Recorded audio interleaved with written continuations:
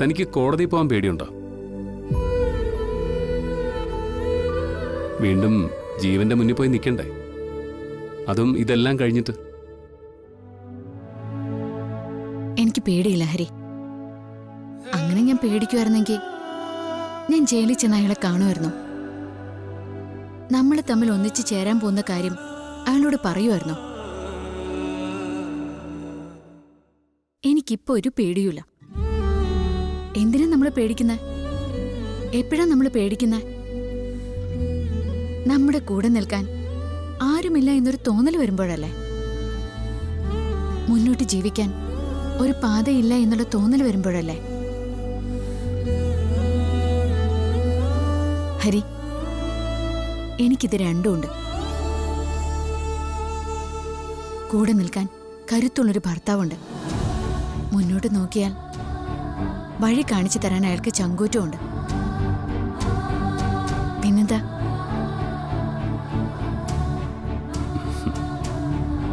സത്യം പറഞ്ഞ താൻ ഇങ്ങനെ പറയുന്നല്ല ഞാൻ പ്രതീക്ഷിച്ചത്. അമ്മ എപ്പോഴും എന്നോട് പറയാറുള്ളൊരു കാര്യമുണ്ട്. ഒരു ജന്മം മുഴുവൻ കരയാനുള്ളത് നീ കരഞ്ഞു തീർത്തിട്ടില്ലേ എന്ന്. ഓർക്കുമ്പോ അതൊക്കെ സത്യമാണ്. ഇതുവരെയുള്ള എന്റെ ശ്വാസത്തിനൊപ്പമൊക്കെ ഒരു കരച്ചിലും ഉണ്ടായിരുന്നു.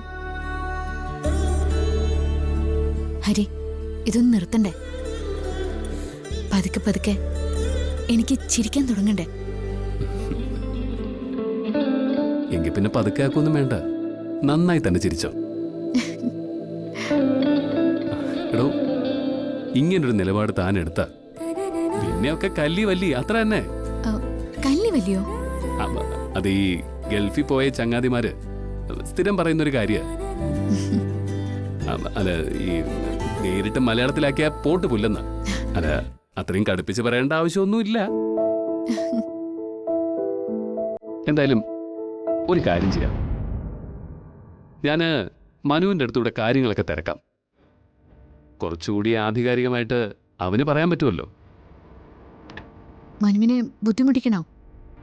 ഇനി ജ്യോതി അറിയുമ്പോ? അയ്യോ, മനുവിനെ ഇങ്ങോട്ട് വിളിക്കാനോ ഇതിലിടപെടാനോ പറയാനൊന്നും അല്ല. ഈ നിയമപരമായ ഒരു സംശയം വന്നാ ഒരു സബ് കളക്ടറോട് ചോദിക്കുന്നതുകൊണ്ട് എന്താ കുഴപ്പം? അതൊരു സാധാരണ പൗരന്റെ അവകാശമല്ലേ? എനിക്ക് നടക്കട്ടെ പൗര, ചോദിക്കേ. ചെന്ന് വിളിക്കേ.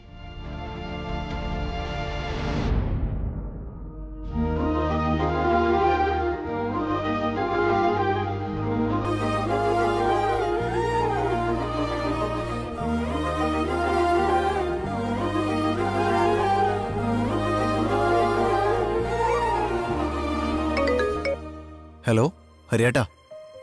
മനു, താൻ തിരക്കില്ലൊന്നും അല്ലല്ലോ? അല്ല, ഞാൻ വീട്ടിലാ. എന്താ ഹരിയേട്ടാ വിശേഷങ്ങൾ? എനിക്ക് അങ്ങോട്ടൊന്നും ഇറങ്ങാൻ പറ്റിയില്ല. ഹരിയേട്ടൻ്റെ കൃഷിയൊക്കെ എങ്ങനെയുണ്ട്? ഞാൻ ഈ തിരക്കൊക്കെ ഒഴിഞ്ഞിട്ടൊന്ന് അങ്ങോട്ട് ഇറങ്ങാമെന്ന് വിചാരിച്ചിരിക്കുക. അതൊക്കെ നന്നായിട്ട് നടക്കുന്നുണ്ട്. ഞാനിപ്പോൾ മനുവിനെ വിളിച്ചതേ ഒരു അഭിപ്രായം ചോദിക്കാനാ. എന്തഭിപ്രായം? കോടതിയിൽ നിന്നും APP വിളിപ്പിച്ചിട്ടുണ്ടായിരുന്നു. സുജാത ആൻറ്റിയും നിത്യയും ജീവന്റെ കേസിന്റെ ഹിയറിങ്ങിന് ഹാജരാവണമെന്നാണ് പറഞ്ഞിരിക്കുന്നത്. തനിക്ക് അറിയാവുന്നതല്ലേ, അവർക്ക് രണ്ടുപേർക്കും കോടതിയിലേക്ക് പോകാൻ കുറച്ച് ബുദ്ധിമുട്ടുണ്ട്. അല്ല, ഈ കോടതിയിൽ നിന്ന് വിളിപ്പിച്ചിട്ട് നമ്മൾ പോവാതിരുന്ന എന്തെങ്കിലും കുഴപ്പമുണ്ടോ? പബ്ലിക് ഇൻട്രസ്റ്റ് ഉള്ള കേസാവുമ്പോൾ കോടതി എല്ലാവർക്കും സമൻസ് അയക്കും. അതിന് ഹാജരാവണമെന്ന് നിർബന്ധമൊന്നുമില്ല. മറ്റ് നിയമപ്രശ്നങ്ങൾ ഉണ്ടാവാനും സാധ്യതയില്ല. പക്ഷേ ഈ കാര്യത്തിൽ സുജാത ആൻറ്റിയും നിത്യേച്ചിയും പോകുന്നത് നല്ലതെന്നാണ് എനിക്ക് തോന്നുന്നത്. മനു, അത് മാനസികമായിട്ട് അവരെ വല്ലാതെ ബുദ്ധിമുട്ടിക്കും. അതെനിക്കറിയാം ഹരിയേട്ടാ. പക്ഷേ നമ്മുടെ മുമ്പിലുള്ള ചോദ്യം ഈ കേസിൽ ജീവേട്ടൻ ശിക്ഷിക്കപ്പെടണോ വേണ്ടോ എന്നുള്ളതല്ലേ? ശിക്ഷിക്കപ്പെടണം. നിങ്ങളുടെ ജീവിതത്തിൽ നിന്നും ഒഴിഞ്ഞു പോകണം. അങ്ങനെയാണ് ആഗ്രഹിക്കുന്നതെങ്കിൽ അവർ രണ്ടുപേരും പോകണം. അവർക്ക് പറയാനുള്ള അഭിപ്രായങ്ങൾ അവർ വ്യക്തമായി കോടതിയിൽ പറയുകയും വേണം. അത് പ്രോസിക്യൂഷൻ അനുകൂലമാവുകയേ ഉള്ളൂ. അതല്ല, കേസ് അതിൻ്റെ വഴിക്ക് പോട്ടെ, ശിക്ഷിക്കുകയാണെങ്കിലും വെറുതെ വിടുകയാണെങ്കിലും ഞങ്ങൾക്ക് യാതൊരു പ്രശ്നവും ഇല്ല എന്നുള്ള നിലപാടാണെങ്കിൽ പോകാതിരിക്കാം. നിത്യയുടെ ജീവിതത്തിലേക്ക് ഇനി ജീവൻ തിരിച്ചു വരുന്നത് അത് സുജാത ആൻറ്റിക്ക് സഹിക്കില്ല. ജീവൻ്റെ ഒരു തിരിച്ചുവരെ ഉൾക്കൊള്ളാൻ നിത്യയെ കൊണ്ടുപോവില്ല. അത് വ്യക്തമായിട്ട് അറിയാവുന്നതുകൊണ്ടാണ് ഞാൻ പറഞ്ഞത്. ഹരിയേട്ടൻ അവരെ പറഞ്ഞ് മനസ്സിലാക്കണം. അവർ രണ്ടുപേരും കോടതിയിൽ പോയേ പറ്റൂ. മനു, താൻ പറ്റുമെങ്കിൽ സുജാത ആൻറ്റി ഒന്ന് വിളിക്കണം. കാര്യങ്ങളൊക്കെ ഒന്ന് പറഞ്ഞ് മനസ്സിലാക്കണം. അതിനെന്താ, ഞാൻ വിളിക്കാം. തിടുക്കം വേണ്ട, പതുക്കെ മതി. ശരി ഹരിയേട്ടാ. പിന്നെ ഹരിയേട്ടാ, എന്താ? ഹരിയേട്ടൻ്റെ കവിത, അവാർഡ്, ഹരിയേട്ടൻ്റെ കൃഷി, ഞങ്ങളുടെ ഇടനേരങ്ങളിലൊക്കെ ഒരു ചർച്ചയായിപ്പോ. നാട്ടിൽ കൃഷിയെ പ്രോത്സാഹിപ്പിക്കാൻ ഒരുപാട് പദ്ധതികളുണ്ട്. ചിലപ്പോൾ ഹരിയേട്ടനെ മുൻനിർത്തി ഞങ്ങൾ എന്തെങ്കിലുമൊക്കെ ആലോചിച്ചെന്നിരിക്കും. കളക്ടർ സാറ് അങ്ങനൊരു അഭിപ്രായം എന്നോട് പറഞ്ഞു. വേണ്ട വേണ്ട വേണ്ട, എന്നെ മുൻനിർത്തി ഒന്നും ചിന്തിക്കണ്ട. ഇത്രയൊക്കെ പൊതുകാര്യങ്ങൾ ചെയ്തുകൊണ്ടിരുന്ന ഹരിയേട്ടനാണോ ഈ പറയുന്നത്? ചില സമയത്ത് ചിലതിൽ നിന്നൊക്കെ ഒഴിഞ്ഞു മാറി നിൽക്കണമെന്ന് നമുക്ക് തോന്നും. ഞാൻ അതുകൊണ്ട് പറഞ്ഞതാ. എന്നാ ശരി, ഞാൻ പിന്നെ വിളിക്കാം. ശരി.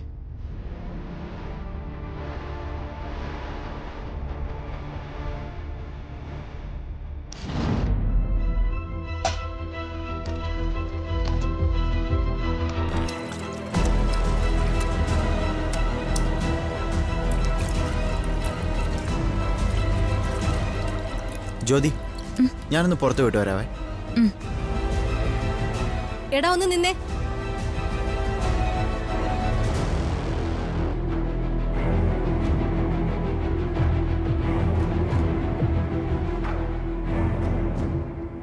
സുജാതയെ നിത്യൊക്കെ കോടതി ഹാജരായി കഴിയുമ്പോൾ ഇനിയിപ്പോ ജ്യോതി ഹാജരാവണമെന്ന് പറയൂ. ചിലപ്പോ പറഞ്ഞേക്കാം. എന്തു പറ്റി? അങ്ങനെ എന്തെങ്കിലും നീക്കം ഉണ്ടെങ്കിൽ നിനക്ക് തടയാൻ പറ്റുമെങ്കിൽ നീ തടഞ്ഞേക്കണം. ഇവിടെ നിന്ന് ആരെയും കോടതിയിലേക്ക് പറഞ്ഞേക്കാൻ പറ്റില്ല.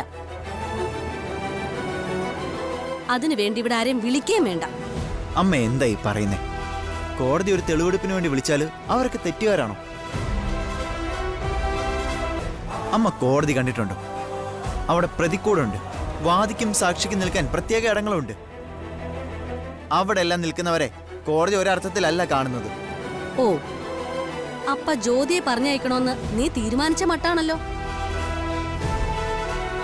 കോടതിയിലെ കാര്യങ്ങൾ ഞാനല്ല അമ്മയെ തീരുമാനിക്കുന്നത്.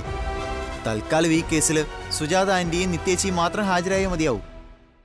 കൂടുതൽ ക്ലാരിഫിക്കേഷൻ വേണമെങ്കിൽ മാത്രമാണ് മറ്റുള്ളവരെ വിളിപ്പിക്കുന്നത്. കോടതി ഉത്തരവുകൾ പാലിക്കാൻ എല്ലാവർക്കും ബാധ്യതയുണ്ട്. മനു, അമ്മ പറഞ്ഞതുപോലെ അങ്ങനെ എന്തെങ്കിലും നീക്കങ്ങൾ ഉണ്ടെങ്കിൽ മനു അത് തടയണം. എനിക്ക് കോടതി പോകാനൊന്നും പറ്റത്തില്ല. എടോ, ഏട്ടന്റെ ജീവിതം ഏട്ടനായിട്ട് നശിപ്പിച്ചതാ. അതിൽ എനിക്ക് പങ്കൊന്നുമില്ല. ഏട്ടൻ ഇനി എങ്ങനെ തുടർന്ന് ജീവിക്കുന്നു എനിക്ക് അറിയാനും താല്പര്യമില്ല.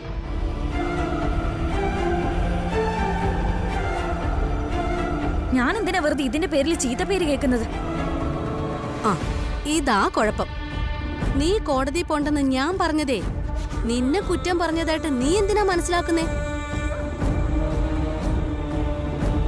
മനുവിന്റെ പൊസിഷൻ അനുസരിച്ച് അവന്റെ ഭാര്യയായ നീ കോടതി പോയി നിൽക്കുന്നത് ഇവന് ക്ഷീണം ഉണ്ടാക്കും. അമ്മയൊന്ന് നിർത്തിക്ക്. ഞാൻ ഈ സബ് കളക്ടർ പദവിയിലേക്ക് വന്നതിൽ പിന്നെ വീട്ടിൽ തേങ്ങയിടാൻ വരുന്നവരോട് പോലും അമ്മ ഇത് തന്നെ പറഞ്ഞുകൊണ്ടിരിക്കുന്നത്. കേട്ട് കേട്ട് എനിക്ക് തന്നെ നാണക്കേട് വരുന്നു. എന്റെ പദവി നിലനിർത്താൻ വേണ്ടി അമ്മ കഷ്ടപ്പെടണമെന്നില്ല. എനിക്ക് എന്തെങ്കിലും പ്രശ്നങ്ങളുണ്ടായാൽ അത് ഞാൻ കൈകാര്യം ചെയ്തോളാം. കൊള്ളാം. ആരെ കേൾപ്പിക്കാനാ നീ ഇത്ര ഉറക്കെ സംസാരിക്കുന്നേ? ഭാര്യ ആശ്വസിപ്പിക്കാനാണെങ്കിലേ നീ ആശ്വസിപ്പിച്ചോടാ. അതിനെ നീ അമ്മയെ തള്ളി പറയണ്ട. അമ്മേ, എന്നെ വിളിക്കണ്ട. ഞാൻ എന്തു പറഞ്ഞാലും നീ നിന്റെ ഇഷ്ടം പോലെയല്ലേ ചെയ്യൂ.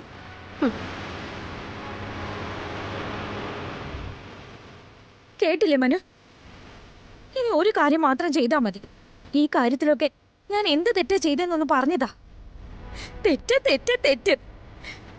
ഇത് കേൾക്കാൻ തുടങ്ങിയിട്ട് എത്ര നാളായിന്നറിയോ? ഞാനൊരു മനുഷ്യ ജീവിയാ. ചില നേരത്ത് എനിക്ക് നിയന്ത്രണം നഷ്ടപ്പെട്ടു എന്നൊക്കെ വരും. അതും ഇവിടെ പാടില്ലല്ലോ. വിവാഹത്തിന് മുമ്പ് പ്രസവിച്ചവളല്ലേ ഞാൻ. അതിനേക്കാൾ എന്തു കുറ്റ ഒരു പെണ്ണിന്റെ തലയിൽ വീഴാനുള്ളത്?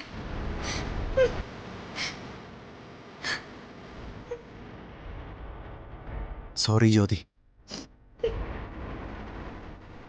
അമ്മയ്ക്ക് വേണ്ടി ഞാൻ മാപ്പ് പറയാം. എടോ, താൻ കോടതിയിലേക്ക് പോകേണ്ടി വരില്ല. അതാലോചിച്ച് വിഷമിക്കുകയും വേണം. പിന്നെ അമ്മയുടെ കാര്യം എനിക്ക് ദേഷ്യമൊക്കെ വരുന്നുണ്ട്. പക്ഷേ കുടുംബത്തിലെ ചില കാര്യങ്ങൾ നമ്മൾ സഹിച്ചല്ലേ പറ്റൂ. ചിലത് വിഴുങ്ങിയല്ലേ പറ്റൂ. സാരമില്ലടോ.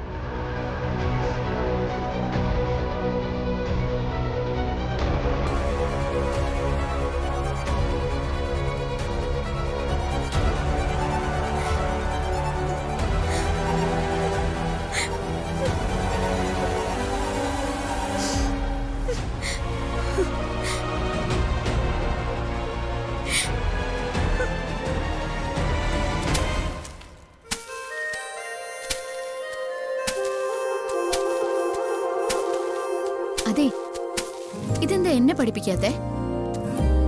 ഇതിപ്പോ എന്തിനാ പഠിപ്പിക്കുന്നേ? അങ്ങ് ചെയ്താ പോരെ. എന്നാ ഞാനും ചെയ്യട്ടെ. അപ്പൊ ചെയ്തോ. അധികം ആവേശമൊന്നും കാണിക്കരുത്, കൈക്കോട്ടാണ്.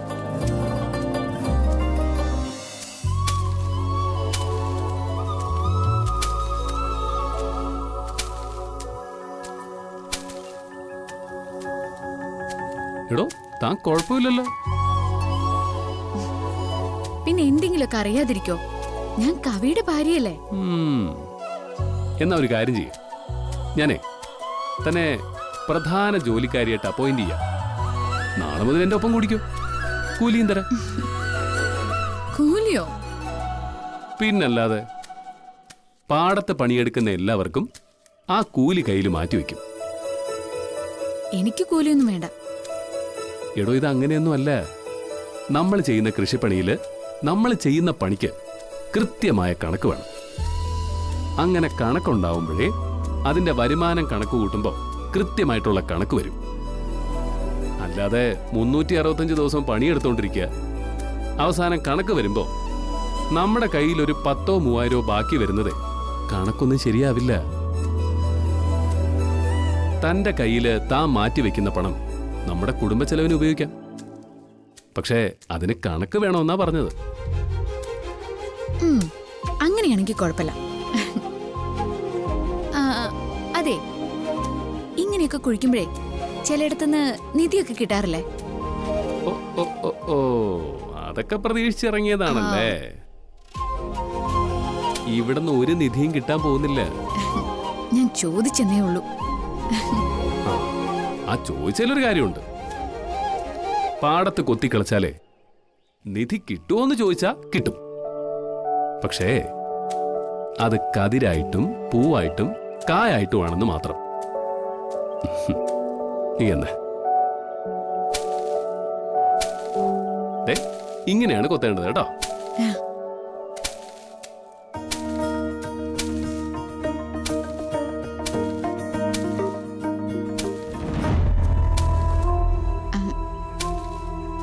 ഹരി, ആരൊക്കെ വരുന്നു?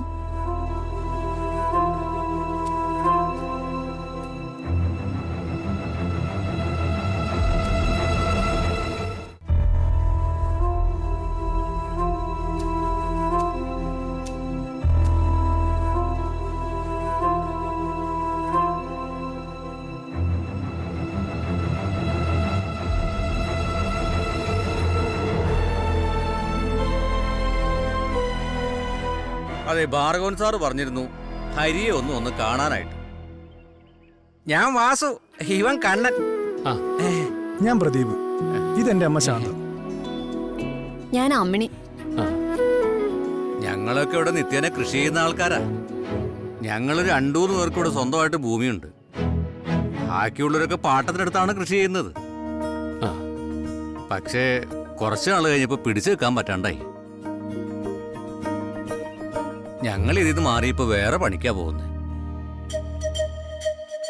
വേറെ പണിക്കൊക്കെ പോകുന്നുണ്ടെന്നേ ഉള്ളൂ, മനസ്സ് എപ്പോഴും പാടത്തെ തന്നെയാ. ഞാൻ ഭാർഗവൻ സാറിനോട് ചോദിച്ചിരുന്നു, കൂടെ നിൽക്കാൻ പറ്റിയ ആരൊക്കെയാ ഉള്ളതെന്ന് ചോദിച്ചപ്പോൾ നിങ്ങളുടെ പേരൊക്കെയാ പറഞ്ഞത്. നമുക്ക് ഭാർഗവൻ സാറിന്റെ വീട്ടിൽ ഒന്നിച്ചിരിക്കാം, എന്നിട്ട് എന്ത് ചെയ്യണമെന്ന് ആലോചിക്കാം. ഹരിക്ക് കൂട്ടായ്മയെല്ലാം നല്ല പരിചയമുണ്ടെന്നാണ് സാറ് പറഞ്ഞത്. അതാ ഞങ്ങൾക്ക് ഇത്ര ആവേശം. ഓ, ആവേശം കെടുത്തണ്ട. നമുക്ക് എല്ലാവർക്കും കൂടി ഇത് ശരിയാക്കി എടുക്കാം. മോളുടെ പേരെന്താ? നിത്യ. വേറെ ജോലി വല്ലതും ഉണ്ടായിരുന്നു മോളെ? ഞാൻ ടീച്ചറായിരുന്നു. ആ ടീച്ചർ പണി വേണ്ടാന്ന് വെച്ചിട്ടാണോ പാടത്തിറങ്ങിയേ? അതിനെന്താ അമ്മേ, അങ്ങനെ ചിലരൊക്കെ ഇറങ്ങി വരട്ടെ, അപ്പോഴല്ലേ ഈ മണ്ണിലെ കാര്യങ്ങളൊക്കെ നടക്കൂ. അല്ല, ഇന്ന് കുടുംബക്കാരും ഇല്ലേ? നിങ്ങൾ രണ്ടുപേരും മാത്രമേ ഉള്ളോ? നേരം വിളക്കുമ്പോ ശീലം പോലെ ഞങ്ങൾ ഇങ്ങോട്ട് ഇറങ്ങിയതാ, അതുകൊണ്ടാ രണ്ടുപേര് മാത്രമായത്. എന്നാ പിന്നെ ഞങ്ങൾ പോവാ. ശരി, പിന്നെ കാണാം. പാടി. എന്തൊരു സ്നേഹം അവർക്കൊക്കെ. ആദ്യമായിട്ട് കാണണമെന്ന് അറിയ പോലുമില്ല. ഇതൊക്കെയാണല്ലോ മറ്റുള്ളവർക്ക് പറഞ്ഞാലും മനസ്സിലാവാത്ത ബന്ധം. ഇവിടെ ആരും നേട്ടങ്ങൾക്ക് വേണ്ടി പരസ്പരം മത്സരിക്കാറില്ല. കർഷകർക്കൊക്കെ ഒരു മനസ്സാ, അത് മറ്റാർക്കും ഒപ്പം എത്താൻ പറ്റാത്തതാ. നമുക്ക് ഇന്നിവിടെ വച്ചങ്ങ് നിർത്താം. നമുക്ക് അഡ്വക്കേറ്റിന്റെ അടുത്ത് പോണ്ടേ? ആ, പറഞ്ഞതുപോലെ സമയമായല്ലോ. കല്യാണിയുടെ കാര്യത്തിൽ എന്താ വേണ്ടതെന്ന് അഡ്വക്കേറ്റിനോട് ചോദിച്ച് മനസ്സിലാക്കിയേ പറ്റൂ. നമുക്ക് പോയാലോ? വാ.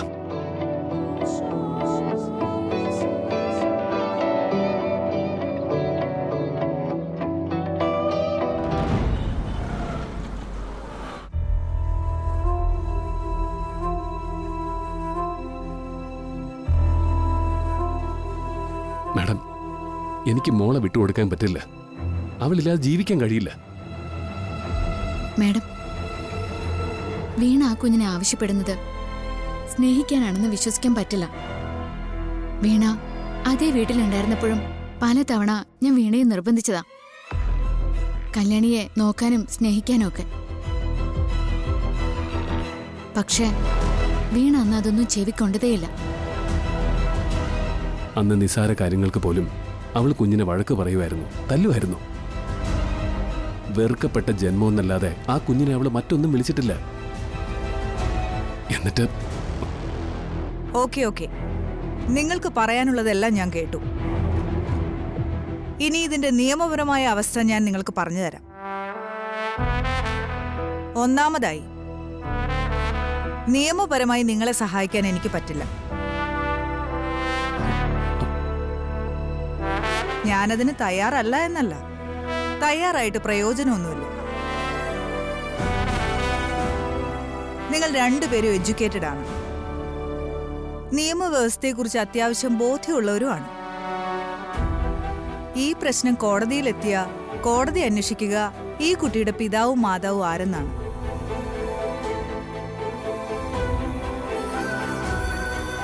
അവരുടെ രണ്ടുപേരുടെ അസാന്നിധ്യത്തിൽ ഒരു കുഞ്ഞിനെ വളർത്തിയെന്ന് പറയുന്നത് അവകാശമായി കോടതി പരിഗണിക്കില്ല.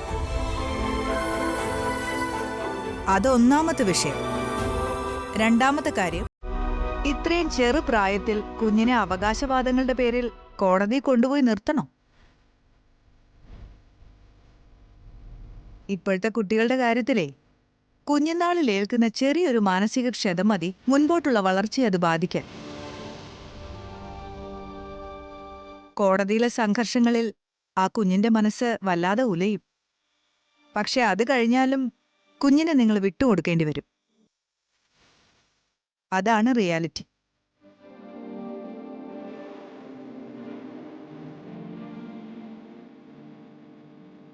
വേറൊരു പ്രശ്നം കൂടിയുണ്ട്. ഇപ്പൊ ഹരിയും നിത്യയും ഒന്നിച്ചാണ് ജീവിക്കുന്നത്. ഹരിയുടെയോ നിത്യയുടെയോ ഡിവോഴ്സ് കഴിഞ്ഞിട്ടില്ല. നിയമപരമായി വീണ ഇപ്പോഴും ഹരിയുടെ ഭാര്യയാണ്. അതേ നിയമത്തിന്റെ അടിസ്ഥാനത്തിൽ നിത്യ ഇപ്പോഴും ജീവന്റെ ഭാര്യയുമാണ്.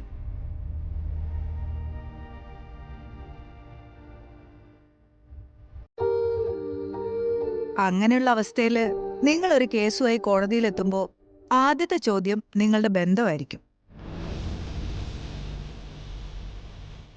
ഒരു സ്ത്രീയും പുരുഷനും ആഗ്രഹിക്കുന്നുണ്ടെങ്കിൽ അവർക്ക് ഒരുമിച്ച് ഒരു വീടോ റൂമോ ഷെയർ ചെയ്യാനുള്ള സ്വാതന്ത്ര്യമൊക്കെ ഇപ്പോഴുണ്ട്. പക്ഷെ നിങ്ങളെപ്പോലുള്ളവര് അത്തരം ചോദ്യങ്ങൾക്ക് നിന്നുകൊടുക്കുക എന്ന് പറയുന്നത് ചിലപ്പോൾ നിങ്ങൾക്ക് താങ്ങാൻ പറ്റില്ല, നിങ്ങളുടെ കുടുംബങ്ങൾക്ക്. ഇതുകൊണ്ടൊക്കെയാണ് ഞാൻ നിങ്ങളോട് പറയുന്നത്, സത്യസന്ധമായ ഒരു ഉപദേശമാണ് നിങ്ങൾ ആഗ്രഹിക്കുന്നതെങ്കിൽ സമാധാനപരമായി ആ കുഞ്ഞിനെ അവർക്ക് വിട്ടുകൊടുത്തേ പറ്റൂ.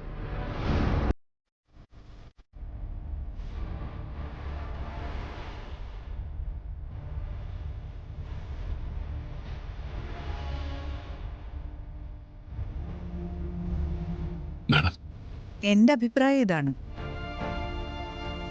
ഞാനൊരിക്കലും ആ കുഞ്ഞിന്റെ മനസ്സിലൊരു സംഘർഷം ഉണ്ടാക്കാൻ പറയുന്നില്ല. നിങ്ങൾക്ക് മറ്റൊരു അഡ്വക്കറ്റിനെ കാണുന്നതിനോ ഉപദേശം തേടുന്നതിനോ തടസ്സമൊന്നുമില്ല. I am really sorry.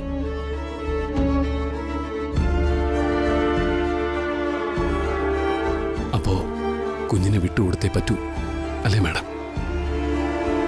വേദനയോട് തന്നെ പറയാം, വേറെ പരിഹാരമില്ല.